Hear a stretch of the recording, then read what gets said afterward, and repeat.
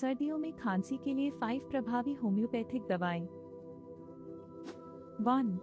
Actinide, acute खांसी के लिए, खासकर सर्दियों में। 2. रायुनिया, सूखी खांसी के लिए, जिससे गले में जलन होती है। 3. स्पंजिया, कर्कश खांसी और सांस लेने में कठिनाई के लिए। 4. हेपार सल्फ, कफ के साथ खांसी के लिए, जिससे छाती में भारीपन होता है। 5. इपिकैक, लगातार खांसी के लिए, खासकर जब कफ निकलता है। इन होम्योपैथिक विकल्पों पर विचार करें और अपने अनुभव साझा करें।